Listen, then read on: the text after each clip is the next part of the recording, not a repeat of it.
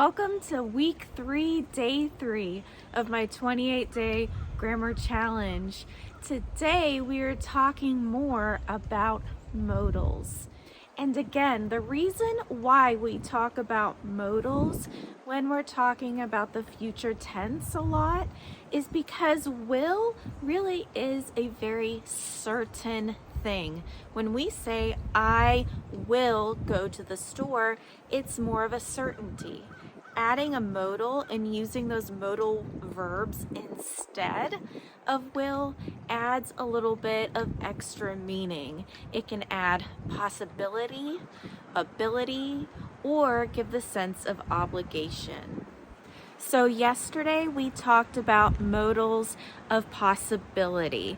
We talked about might, may, and could.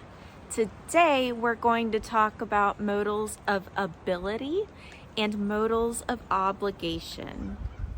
If you haven't already, make sure that you go to EnglishBetweenTheLines.com/challenge to download your free grammar guide to stay updated about this challenge and future challenges, and to receive that link so you can join my group in Telegram. Okay, the modal of ability that we're going to be talking about is can. When we use can as a modal, what we're saying is I am able to. I can dance that dance means I am able to dance that dance. Oh, I can pick that up for you. Do you see how can really is talking about here something that's in the future, my ability to do something next? Hey, can you do me a favor? Sure, of course I can do you a favor. Now let's talk about modals of obligation. The modals of obligation that I'm going to talk about are should and must. I'm also going to talk about have to. Should is a mild obligation.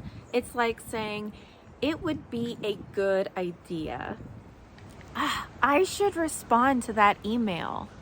What I'm saying is, it would be a good idea to respond to that email. This is a mild obligation. It's something that would be a good idea, but it's not a requirement. Must is a requirement. It's a strong obligation. I must learn English. This is not something that I cannot do. It means I must. I have an absolute obligation. I must feed my pets. I must take care of my children. I also want to talk about have to. So, have to is not actually a modal, but I want to talk about it because we often use have to instead of must. In fact, if you go to my grammar guide, which you can download at my website, I have an answer, an explanation for the difference between have to and must.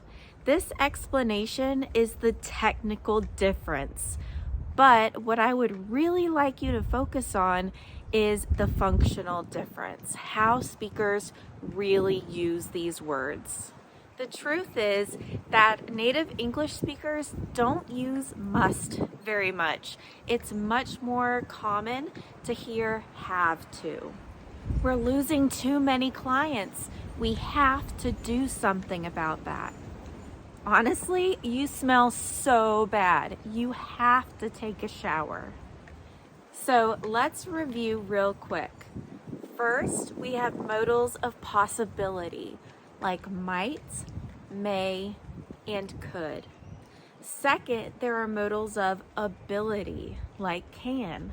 And third, there are modals of obligation, like must and should. Tomorrow, I will be doing a full review of the functions of these 4 tenses we have studied so far. So, of the simple tenses, the simple present, the simple past, and the simple future, along with the present progressive tense. And the reason why I'm doing that is because next week is everyone's favorite, the present perfect. The present perfect tense in English is considered the most difficult tense for most people to learn, especially if your language does not have a similar tense. It can be extremely hard. So before we start that, let's review the basics. If you haven't already, find me on social media, Instagram, TikTok, and Telegram, and I'll see you tomorrow.